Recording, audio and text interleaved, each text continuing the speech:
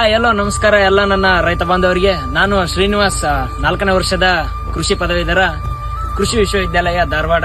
ಇಂದು ನಾವು ಜೈವಿಕ ಸಂಪನ್ಮೂಲ ಕೇಂದ್ರ ಯೂನಿವರ್ಸಿಟಿ ಆಫ್ ಅಗ್ರಿಕಲ್ಚರ್ ಸೈನ್ಸ್ ಧಾರವಾಡದಲ್ಲಿ ಇದ್ದೇವೆ. ಇಂದು ನಾವು ಹೇಳಕೊಟ್ಟಿರೋ ವಿಷಯ ಏನಂತಂದ್ರೆ, ನೀಮಾಸ್ತ್ರವನ್ನು ನಾವು ಯಾವ ರೀತಿಯಾಗಿ ತಯಾರಿಸಬೇಕೆಂದು ನಾ ಇಂದಿನ ವಿಡಿಯೋದಲ್ಲಿ ನಿಮಗೆ ತಿಳಿಸ್ಕೊಡ್ತಾ ಹೋಗ್ತಾ ಇದ್ದೇನೆ. ಅದಕ್ಕೂ ಮುಂಚಿತವಾಗಿ ನಮಗೆ ನೀಮಾಸ್ತ್ರ ಏನಿದು ನೀಮಾಸ್ತ್ರ ಅಂತ ನೋಡೋದಾದ್ರೆ, ಇದು ಒಂದು ಸಾವಯವ ಕೀಟನಾಶಕ.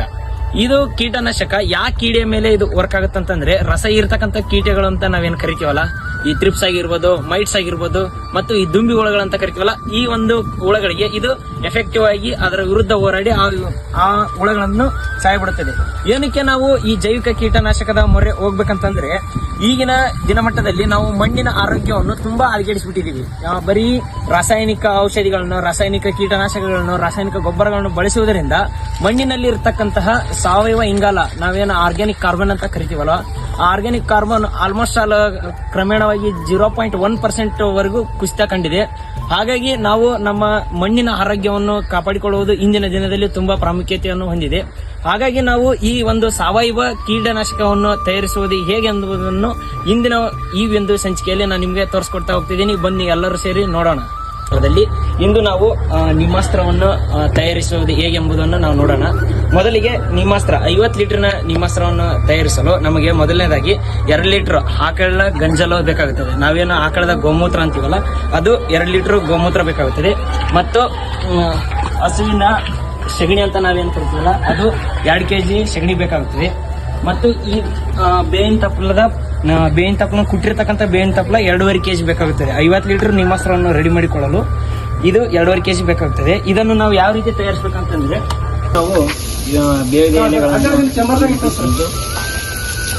ಇಲ್ಲಿದು ಒಂದು ಬುಟ್ಟಿಯಲ್ಲಿ ಈ ತರ ಶೇಖರಣೆ ಮಾಡಿಟ್ಕೊಳ್ಬೇಕಾಗುತ್ತದೆ.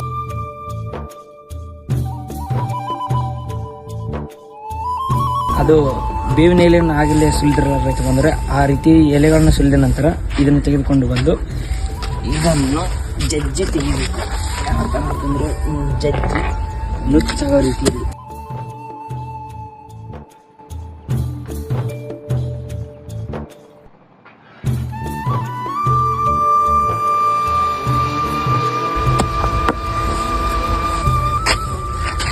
ಈ ತರ ಸಣ್ಣದಾಗವರೆಗೂ ಜಜ್ಕೋಬೇಕನ್ನ ಜಜ್ಕೊಂಡ್ಬಿಟ್ಟು ಸ್ವಲ್ಪ ಬೇಕಾದಷ್ಟು ನೀರು ಹಾಕಬೇಕು. ಈ ತರ ತೇವಾಂಶ ಬಂತಂದ್ರೆ ಇದು ಚೆನ್ನಾಗಿ ರಸವನ್ನು ಬಿಡುತ್ತದೆ.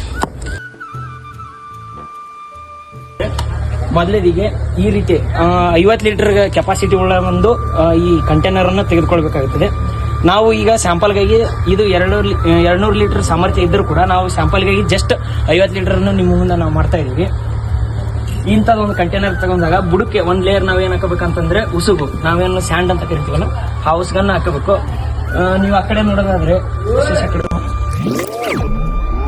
ಈ ಕಡೆ ನೋಡೋದಾದ್ರೆ ಇಲ್ಲಿ ಒಂದು ಔಟ್ಲೆಟ್ ಕೊಟ್ಟಿರ್ತೀವಿ ನಾವು. ಏನಕ್ಕಂತಂದ್ರೆ, ನಾವು ರೆಡಿ ಮಾಡಿರ್ತಕ್ಕಂಥ ನೀಮಾಸ್ತ್ರ ಉಸಿಗಿನ ಮೂಲಕ ಶೋಧಿತವಾಗಿ ಈ ನಲ್ಲಿ ಮುಖಾಂತರ ಆಚೆ ಬರುತ್ತದೆ. ಬಂದಿರತಕ್ಕಂಥ ದ್ರಾವಣವನ್ನು ನಾವು ನಮ್ಮ ಗಿಡಗಳಿಗೆ ಡ್ರೆಂಚಿಂಗ್ ಆದ್ರೂ ಮಾಡಬಹುದು. ಮೇಲೆ ಪೋಲಿಯರ್ ಸ್ಪ್ರೇ ನಾವು ಗಿಡಗಳ ಎಲೆಗಳ ಮೇಲೆ ಕೂಡ ನಾವು ಸಿಂಪರಣೆಯನ್ನು ಮಾಡಬಹುದು. ಈಗ ನಾವು ನೀಮಾಸ್ತ್ರವನ್ನು ಯಾವ ರೀತಿಯಾಗಿ ತಯಾರಿಸಬೇಕಂತ ನೋಡೋದಾದ್ರೆ, ಮೊದಲನೇದಿಗೆ ಹಸುವಿನ ಗಂಜಲವನ್ನು ಈ ರೀತಿ ಒಂದು ಟ್ಯಾಂಕರ್ನಲ್ಲಿ ಹಾಕಬೇಕು.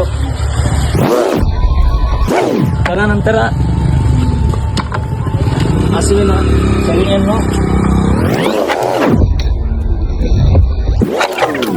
ದೇಸಿ ಹಸುವಿನ ಸಗಣಿಯನ್ನು ನಾವು ಈ ರೀತಿ ಹಾಕೊಳ್ಬೇಕಾಗ್ತದೆ. ತದನಂತರದಲ್ಲಿ ಕುಟ್ಟಿಕೊಂಡು ಇಟ್ಕೊಂಡಿರ್ತಕ್ಕಂಥ ಈ ಬೇವಿನ ಎಲೆಯನ್ನು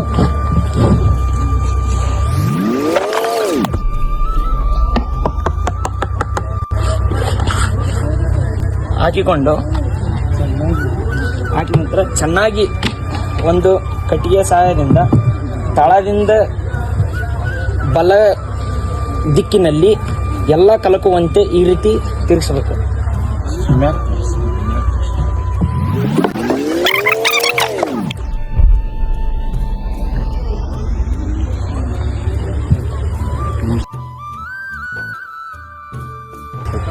ಈ ಪ್ರಕ್ರಿಯೆಯನ್ನು ದಿನಕ್ಕೆ 3 ಸರಿ ಅಂತ ನಾವು ಪುನರಾವರ್ತಿಸಬೇಕು. ಮುಂಜಾನೆ 1 ಸರಿ, ಮಧ್ಯಾಹ್ನ 1 ಸರಿ, ಸಾಯಂಕಾಲ 1 ಸರಿ. ಈ ರೀತಿ ಮಾಡಿದರೆ ಈ ರೀತಿ ತಯಾರಿಸಿದ 6 ದಿನಗಳ ನಂತರ ನಮಗೆ ನಿಮಾಸ್ತ್ರ ತಯಾರಾಗುತ್ತದೆ. 1 ಸರಿ ನಾವು ನಿಮ್ಮ ನಿಮಾಸ್ತ್ರವನ್ನು ತಯಾರಿಸಿಕೊಂಡರೆ ಅದನ್ನು 6 ತಿಂಗಳವರೆಗೆ ನಾವು ಉಪಯೋಗಿಸಬಹುದು.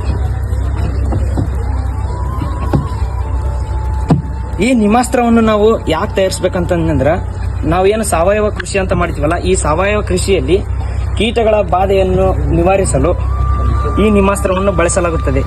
ಯಾವ್ಯಾವ ಕೀಟಗಳನ್ನ ನಾವು ನಿವಾರಣೆ ಮಾಡ್ಬೋದು ಈ ನಿಮಾಸ್ತ್ರದಿಂದ ಅಂತ ನೋಡೋದಾದ್ರೆ, ನಾವೇನು ರಸ ಹೀರುವ ಕೀಟಗಳಂತ ಕರಿತೀವಲ್ಲ, ಸಕ್ಕಿಂಗ್ ಪೆಸ್ಟ್ ಅಂತ ಕರಿತೀವಲ್ಲ, ಈ ಥ್ರಿಪ್ಸ್ ಆಗಿರ್ಬೋದು, ಮೈಟ್ಸ್ ಆಗಿರ್ಬೋದು, ಆಮೇಲೆ ದುಂಬಿ ಹುಳಗಳಂತ ಕರಿತೀವಿ, ಬಗ್ಸ್ ಅಂತ ಕರಿತೀವಲ್ಲ, ಅಂತಹ ಕೀಟಗಳಿಗೆ ಈ ನಿಮಾಸ್ತ್ರವನ್ನು ಬಳಸಲಾಗುತ್ತದೆ. ಇದನ್ನು ಪೋಲಿಯಾರ್ ಸ್ಪ್ರೇ ಆಗಿ ಕೂಡ ನಾವು ಬಳಸಬಹುದು, ಅಥವಾ ಗಿಡದ ಬೇರುಗಳಿಗೆ ಸಹ ನಾವು ಡ್ರಿಪ್ ಮುಖಾಂತರ ಹಾಕಬಹುದು. ಈ ಮಿಶ್ರಣವನ್ನು ಸರಿಯಾಗಿ ನಾವು ಮಿಕ್ಸ್ ಮಾಡಿದ ನಂತರ ಗಾಳಿ ಆಡಲಾರದಂತೆ ತೇವಾಂಶ ಉಳಿದ ನಾವು ಗೋಣಿ ತಟ್ಟಂತ ಕರಿತೀವಲ್ಲ, ಈ ಗೋಣಿ ತಟ್ಟನ್ನು ಗಾಳಿ ಆಡದಂತೆ ಬಾಯಿ ಮುಚ್ಚಬೇಕು. ಈ ರೀತಿ ಬಾಯಿ ಮುಚ್ಚಿದ ಮೇಲೆ ದಿನಕ್ಕೆ 3ರಂತೆ ಈ ಒಂದು ಪ್ರಕ್ರಿಯೆಯನ್ನು ಪುನರಾವರ್ತಿಸಿದಾಗ 6ನೇ ದಿನಕ್ಕೆ ನಮ್ಗೆ ನಿಮಾಸ್ತ್ರ ರೆಡಿ ಆಗ್ತದೆ. 1 ಸರಿ ನಮ್ಗೆ ನಿಮಾಸ್ತ್ರ ರೆಡಿ ಆತಂದ್ರೆ 6 ತಿಂಗಳವರೆಗೂ ನಾವು ಈ ನಿಮಾಸ್ತ್ರವನ್ನು ಉಪಯೋಗಿಸಬಹುದು. ಓಕೆ.